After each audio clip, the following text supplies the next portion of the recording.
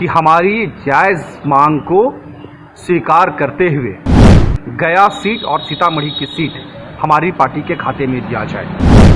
हमारी पार्टी गया और सीतामढ़ी के एमएलसी निर्वाचन में अपना कैंडिडेट उतारेगी। वो सीट किसी हाल में लेकर अपने कैंडिडेट उतारेगी।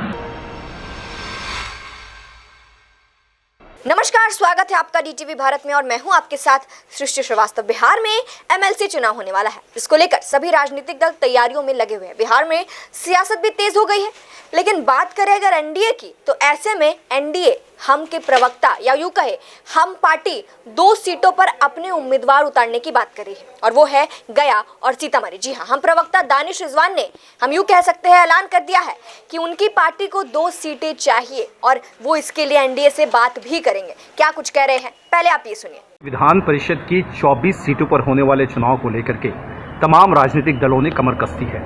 हिंदुस्तानी आवाम मोर्चा भी 2 क्षेत्रों से अपने कैंडिडेट उतारने को इच्छुक है।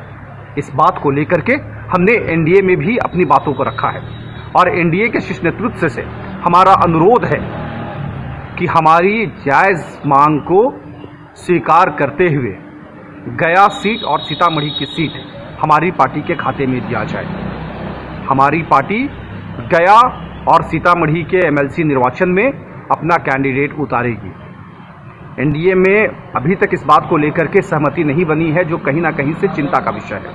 इसलिए हमने ये तय किया है कि अपनी बातों को एनडीए नेतृत्व के सामने रखें और बिहार के 24 सीटों पर जो चुनाव हो रहे हैं उसमें हिंदुस्तानी आवाम मोर्चा को 2 सीट किसी हाल में लेकर अपने कैंडिडेट उतारें।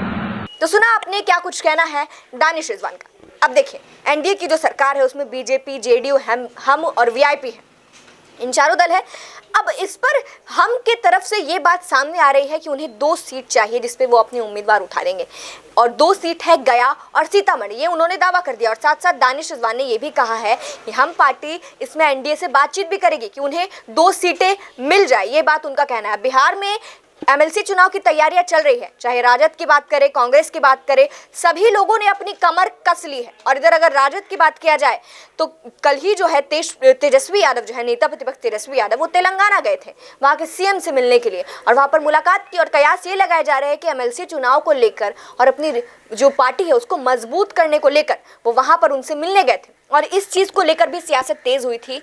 इस पर उपेंद्र कुशवाहा, जो जेडीयू के संसदीय बोर्ड के अध्यक्ष हैं, उन्होंने साफ तौर पर कह दिया था कि उन्हें राजनीति करने नहीं आती है, वो कितना भी हाथ पांव मार ले कुछ नहीं होने वाला है। और उन्होंने एक एग्जाम्पल ये भी दिया कि भले ही 2020 के विधानसभा चुनाव में उनकी पार्टी को ज्यादा सीटें मिल गई थी, 1 नंबर की पार्टी बन गई थी, लेकिन सभी जानते हैं कि उनकी क्या राजनीति है, ये उन्होंने साफ तौर पर कह दिया है। तो हम यूं कह सकते हैं अब एमएलसी चुनाव की सरगर्मियां बिहार में देखने को मिलने लगी है, अगर बात करें तो। और ऐसे में हमने ये ऐलान कर दिया है कि 2 सीटों पर उन्हें उम्मीदवार उतारने हैं। ये एनडीए से बात करें। अब ये देखना दिलचस्प होगा कि इस पर एनडीए की तरफ से क्या प्रतिक्रिया आती है, क्या हमको 2 सीट मिलेंगे या नहीं, ये देखना बाकी होगा। फिलहाल इस खबर में इतना ही। इसी के साथ देखते रहे डीटीवी भारत। धन्यवाद।